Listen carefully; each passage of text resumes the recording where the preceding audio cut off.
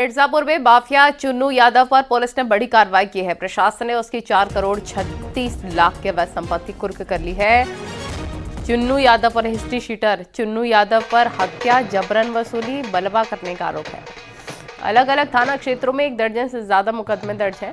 आरोप के मुताबिक जून 2022 में चुन्नू यादव ने गैंग के साथ गोलू पंडित नाम शख्स की पीट कर हत्या कर दी थी। स्वर्गीय सीताराम निवासी दुर्गा बाजार थाना कोतवाली। और आजमगढ़ में अवैध कब्जे पर बुलडोजर एक्शन हुआ है। शहर के गुरुटोला मोहल्ले के लाल डिग्गी में कार्रवाई की गई है।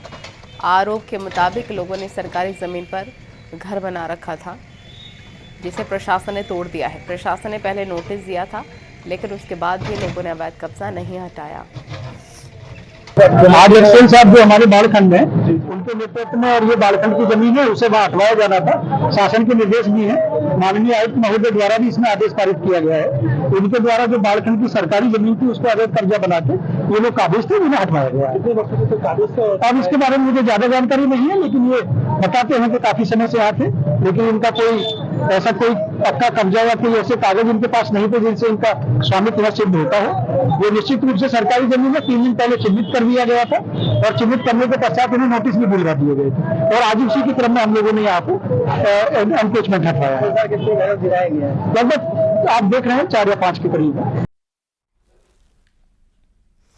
हरदोई पुलिस ने अधिवक्ता मर्डर केस का खुलासा करने का दावा किया है। अधिवक्ता की हत्या के आरोप में पुलिस ने पूर्व सपा जिलाध्यक्ष और एक शूटर समेत 5 आरोपियों को गिरफ्तार किया है। पुलिस के मुताबिक प्रॉपर्टी विवाद में अधिवक्ता की हत्या कराई गई थी। पुलिस ने बताया सपा जिलाध्यक्ष समेत 4 लोगों ने एक प्रॉपर्टी खरीदी थी। इसमें बतौर किराएदार अधिवक्ता कनिष्क मेहरोत्रा रहा करते थे। अधिवक्ता पर घर खाली करने का दबाव बनाया जा रहा था, जबकि अधिवक्ता घर खाली करने को तैयार नहीं थे। इसी को लेकर शूटरों के जरिए अधिवक्ता के घर में घुसकर उनकी हत्या कराई गई। बीती रात पुलिस ने एनकाउंटर में एक शूटर को गिरफ्तार किया था। आज सपा नेता समेत गिरफ्तार सभी 5 आरोपी को पुलिस ने जेल भेज दिया है, जबकि हत्या में वांछित 2 शूटर समेत 3 अभी भी फरार हैं। इन्वेस्टिगेशन में ये तथ्य प्रकाश में आए हैं कि ये जो प्रॉपर्टी है वो 2011 में इन लोगों ने खरीदी थी। इनके साथ कुछ और पार्टनर्स भी थे उस समय, लेकिन बाद में वो पार्टनर्स विड्रॉ कर गए, तो अभी इस समय 4 इनके पार्टनर्स हैं, 4 जिसके नाम मैंने बताए हैं। इन लोगों का प्रयास ये था कि इस प्रॉपर्टी से जो भी टेनेंट है उन सबको खाली करवाना। तो इन्होंने प्रलोभन दे के, भय दिखा के कई टेनेंट्स को वहां से खाली करवा दिया था। जो ये वरिष्ठ अधिवक्ता थे, इन पर भी दबाव डाला जा रहा था कि ये अपना कमरा खाली करें। 2 कमरे में ये रहते थे, एक कमरे में, छोटे कमरे में ऑफिस बना रखा था, लेकिन उन्होंने खाली नहीं कर रहा था। और कुशीनगर में शिव भक्तों पर हुए हमले के मामले में एक्शन हुआ है। पुलिस ने 3 आरोपियों को गिरफ्तार किया। शिव भक्त ट्रैक्टर ट्रॉली पर सवार होकर महाराजगंज के इटिहिया शिव मंदिर पहुंचे, तभी इन पर हमला हुआ। खड्डा थाने सिसवा गोपाल गांव के पास का ये पूरा मामला है।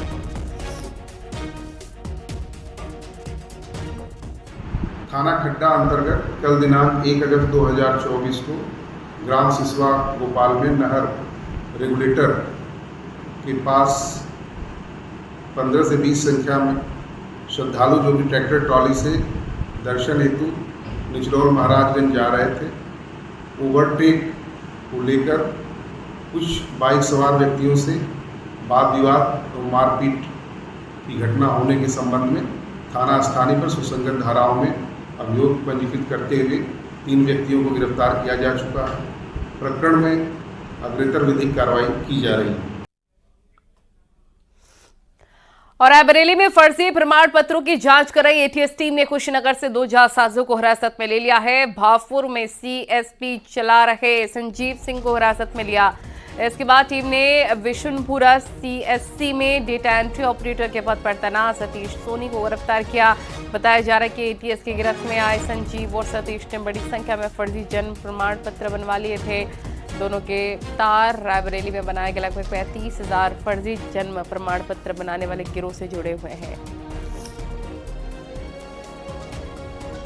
ये कल लगभग 5:30 से 6 बजे में टीम आई थी और वो हम लोग यहाँ नीचे बैठे हुए थे। वो टीम उनको खोजते हुए ऊपर चली गई सीधे। डेटा भरने में जनरल पर्पज में कुछ गड़बड़ियाँ वगैरह हुई हैं।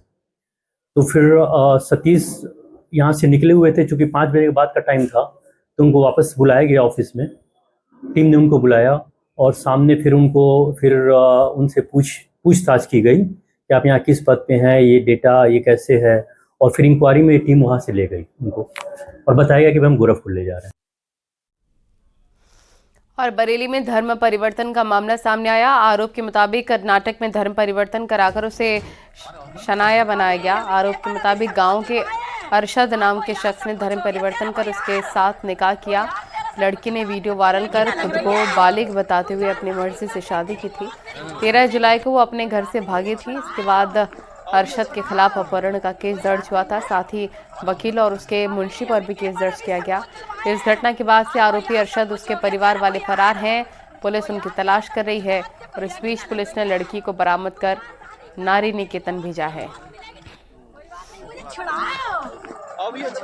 दिनांक 16/7/24 को पीपल थाना चौधरी ग्राम की निवासिनी वादिनी ने थाना भोजीपुरा पर आकर अपनी 22 वर्षीय पुत्री को बहला फुसलाकर ले जाने के संदर्भ में अज्ञात व्यक्ति को आरोपित करते हुए एक प्रार्थना पत्र दिया, जिस पर मुकदमा अपराध संख्या 469/24 अंतर्गत धारा 87 BNS तत्काल पंजीकृत किया गया तथा टीमें बनाकर तलाश हेतु निकाल दिया गया। उक्त टीमों ने बरेली के विभिन्न स्थानों पर, विभिन्न थाना क्षेत्रों पर दबिशें दी जो संभावित स्थल थे और अभियुक्त तथा पीड़िता का बरामदगी का प्रयास किया।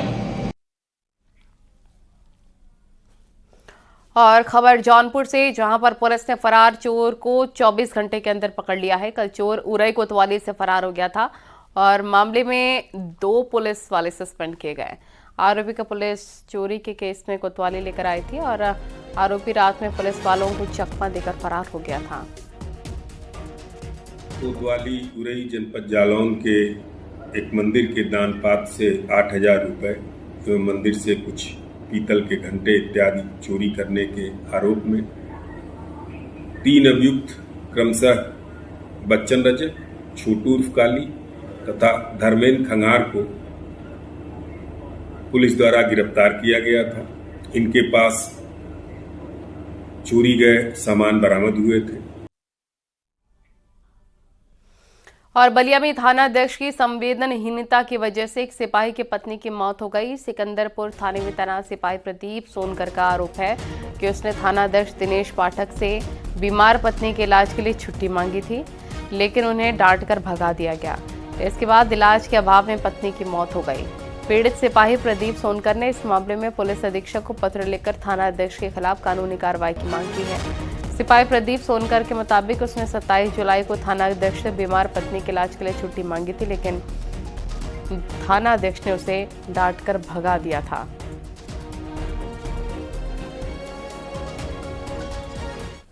पत्नी की तबीयत कुछ दिनों से खराब चल रही थी, तो मैंने 27 तारीख को इससे साहब से छुट्टी मांगा कि मेरी पत्नी की तबीयत खराब, मुझे जांच कराने जाना है। तो मुझे वहाँ से डांट के भगा दिए, बोले बाद छुट्टी नहीं मिलेगी, पहले ड्यूटी करो, छुट्टी जाकर ज़्यादा ज़रूरी है तो कप्तान से जाकर छुट्टी लो, मैं छुट्टी नहीं दूँगा। उसके बाद मैं 2 दिन शांत रहा। किसी तरह फिर मेरी वाइफ की तबीयत खराब, किसी तरह हेड मास्टर राजा राम है, उनसे मैं किसी तरह ज़बरदस्ती करके डांट लिया और रवानगी करा के लाया।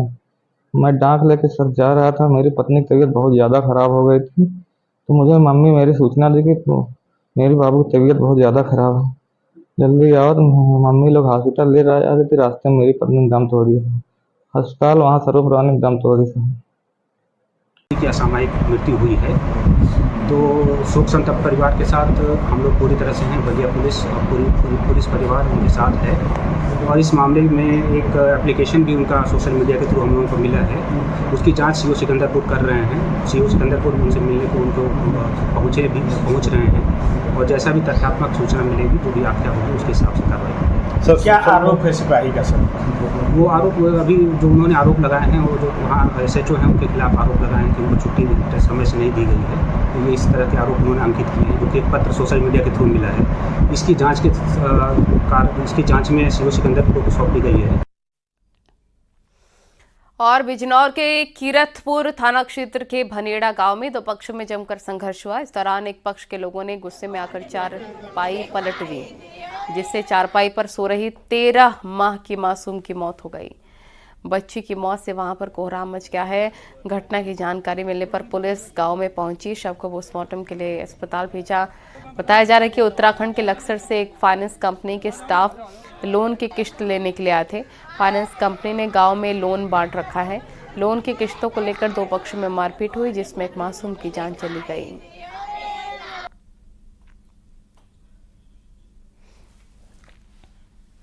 मथुरा से खबर, जहां तांत्रिक पर रेप का आरोप लगा है। ये आरोप दिल्ली से आई दो बहनों ने लगाया है। पीड़िता की शिकायत पर पुलिस ने केस दर्ज कर आरोपी तांत्रिक को गिरफ्तार कर लिया है, जबकि तांत्रिक ने तमाम आरोपों को बेबुनियाद बताया।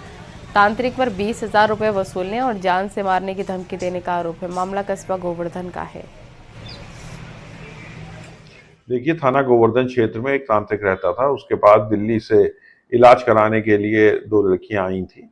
उनके द्वारा दुष्कर्म का आरोप लगाया गया। इस पर तत्काल ही मुकदमा पंजीकृत किया गया। तांत्रिक को गिरफ्तार कर लिया गया है तथा अग्रिम विधिक कार्रवाई की जा रही है। कब से बुला रहा था सर ये युवतियों को उपचार के नाम? देखिए, ये तो अभी आई थी और इसके अलावा अन्य लोगों के बारे में भी पड़ताल की जा रही है। अमेठी में अजय सिंह हत्याकांड में फरार चल रहा आरोपी अभी गिरफ्तार नहीं हुआ है। फरार चल रहे आरोपी सागर पासी पर 25,000 का इनाम है। केस में एक आरोपी की पहले ही संदिग्ध हालत में मौत हो चुकी है। मामला बेनीपुर गांव के पास का है। 1 महीने पर ग्राम प्रधान के भाई अजय सिंह पर दबंगों ने हमला कर दिया था, जिससे उसकी मौत हो गई थी।